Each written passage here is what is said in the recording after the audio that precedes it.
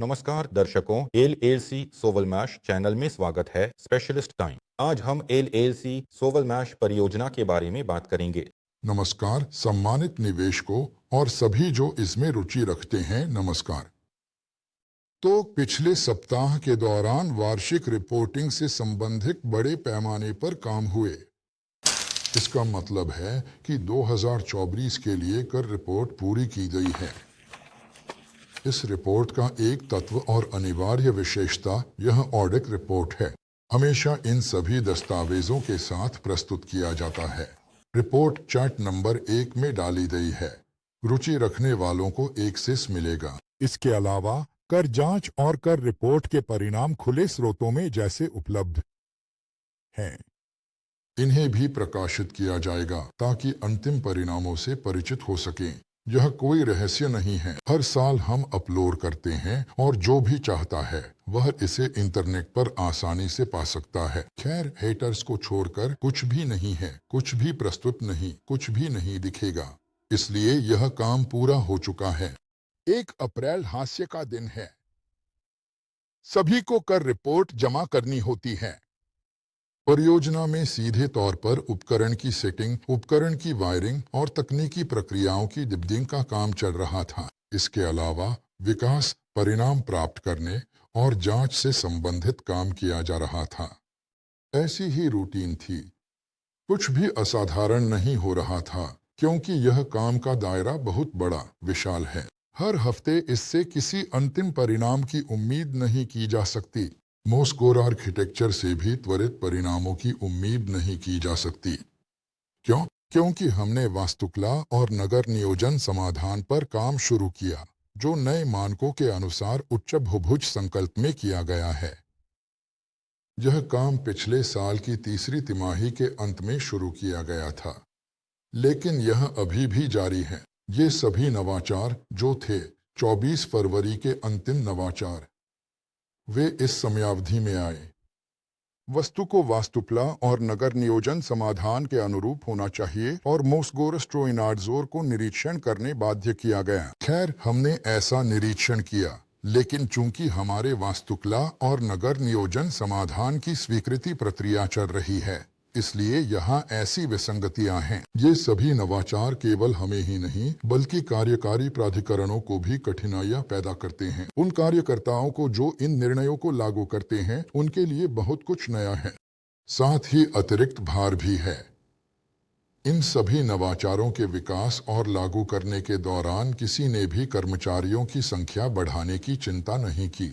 इस कर्मचारियों के पास क्षमता और योग्यता होनी चाहिए। यह इतना आसान नहीं है। अभी कठिनाइयां उत्पन्न हो रही हैं, लेकिन केवल हमारे लिए नहीं। यह न तो खुशी की बात है और न ही कोई आधार है।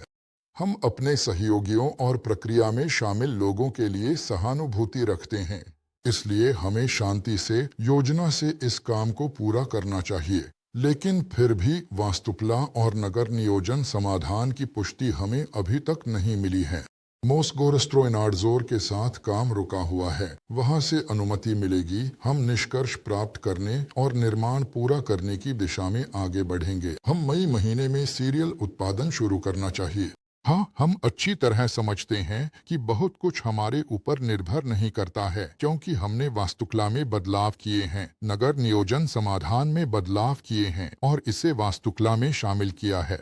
हम 20 दिन इंतजार करते हैं, जो 1 महीने है। फिर बताया जाता है कि कुछ गलत समझते हैं और इसके साथ कुछ नहीं कर सकते, क्योंकि इलेक्ट्रॉनिक दस्तावेज जमा करने के साथ आप बैठ सकते हैं, गुस्सा कर सकते हैं, कुछ भी कर सकते हैं, लेकिन वह आपको नहीं समझती। सभी सरकारी वेबसाइटें अच्छी चीज है, आप उनसे इंसान की तरह बात नहीं कर सकते। उनके पास भी बहुत काम होता है, वह जांचते हैं। एक टिप्पणी मिली 2 बार काफी है, आपको वापस भेज देते हैं। उनके पास भी काम का ढेर होता है। फिर आप टिप्पणियों को ठीक करते हैं, भेजते हैं, वे देखते हैं, सब कुछ ठीक है। ओह, यहाँ 2 हैं, काफी है, जाओ सुधार करो। यह जीवन गद्य है, इन लोगों को दोष देने की कोई बात नहीं है।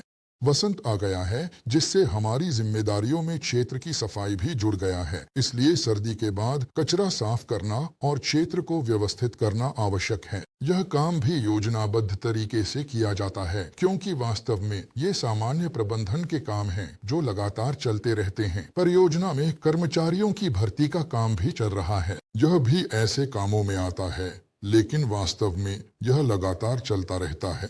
हम आपसे यह डिजाइन इंजीनियरिंग प्रौद्योगिकी ब्यूरो सोवलमैश के शेयरधारी बनने के बाद आपके साथ स्पेशलिस्ट टाइम कार्यक्रम जारी रहेगा।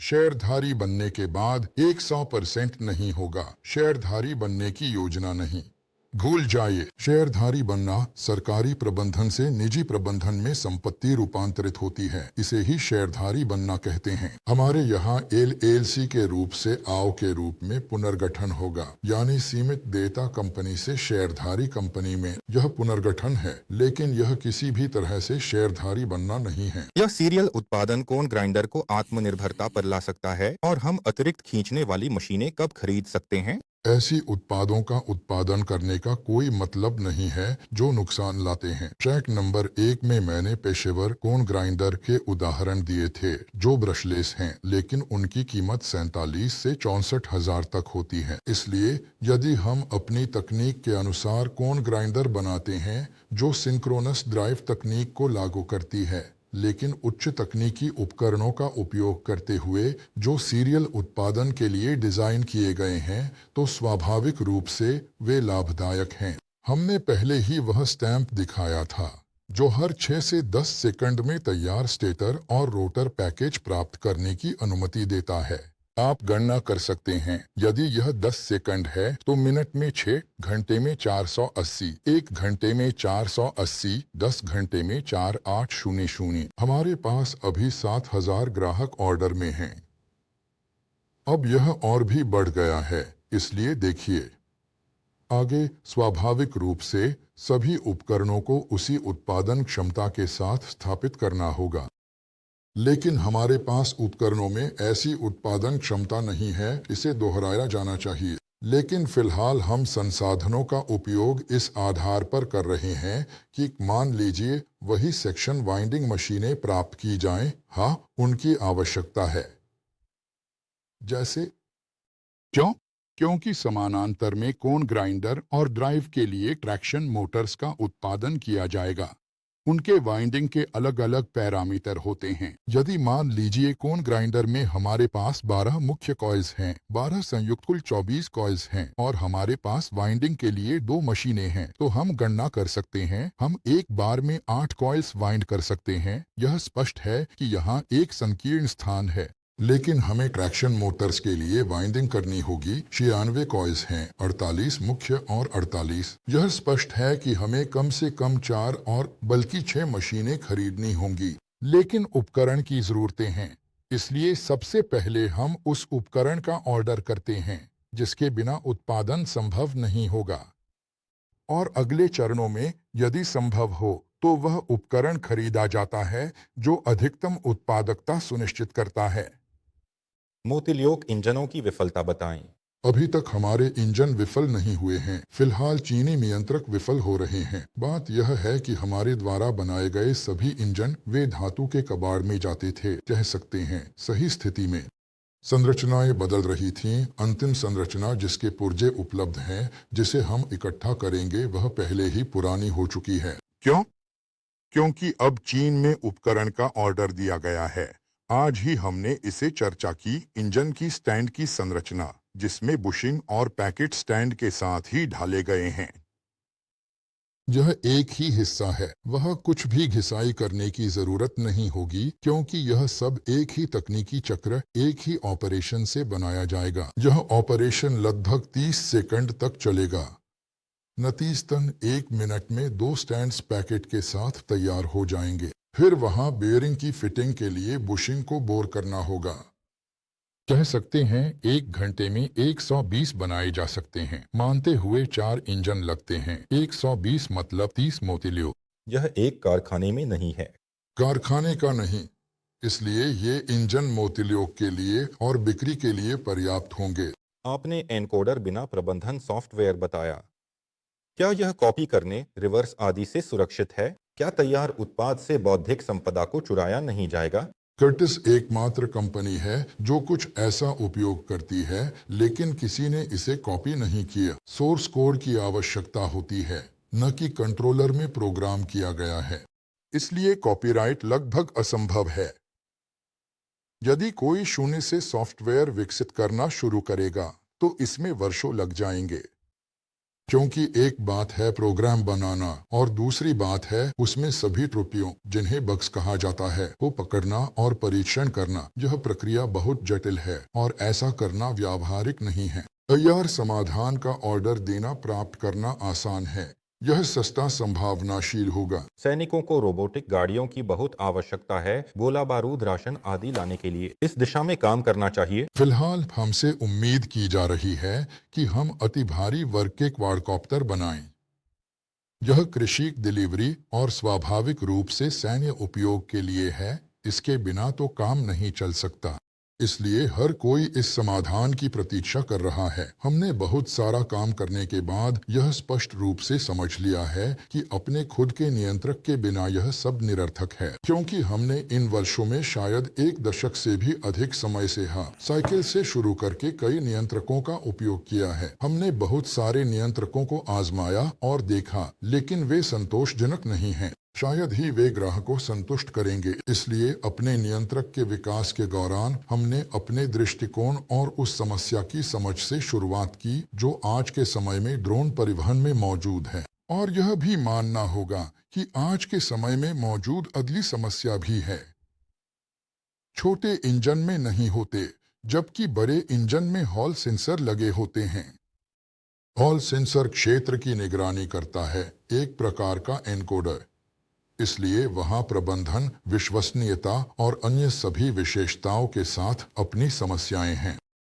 इसलिए हम विभिन्न विद्युत मशीनों के उपयोग के इतिहास से जानते हैं कि सबसे सरल और विश्वसनीय विद्युत मशीन यह सिंक्रोनस है। सरल इसका मतलब है संरचना में, लेकिन निर्माण में नहीं, क्योंकि इसके निर्माण के लिए काफी अधिक तकनीकी उपकरणों की आवश्यकता होती है। और जब मुझे, मान लीजिए, बताया जाता है कि अब वहाँ कुछ ने कुछ अनोखे इंजन विकसित किए हैं जिनमें अनोखी क्षमताएं हैं, तो एक सवाल उठता है, एक संस्थान जो पहले से ही किसी अन्य क्षेत्र और उद्योग पर केंद्रित है, वह इंजन कैसे विकसित कर सकता है? क्या उसके पास वहाँ उपयुक्त विशेषज्ञ हैं? मैं समझता हूं कि इंजन नकल हो सकता है, लेकिन आपको प्रोटोटाइप को सीरियल मॉडल से तुलना करनी होगी। एक बनाना कोई समस्या नहीं है। याद है जब मोटर भी बनाया गया कोलोबोक पहले, लेकिन मोतिल्योक इलेक्ट्रोमैग्नेटिक सिस्टम यह उसी कोलोबोक से है। साथियों, यह सब कुछ ऐसा नहीं दिखता और न ही इतना आसान है, लेकिन आगे एक नियम लागू होता है। प्रोटोटाइप होता है और सीरियल होता है। और सीरियल उत्पादन उपकरण चाहिए। और संस्थान आमतौर पर किसी भी चीज पर ध्यान केंद्रित करते हैं, लेकिन सीरियल उत्पादन नहीं। वे ऐसे इंजनों का सीरियल उत्पादन कैसे आयोजित करेंगे? इसके लिए तब स्टैंपिंग और अन्य विशेषज्ञों की आवश्यकता होगी।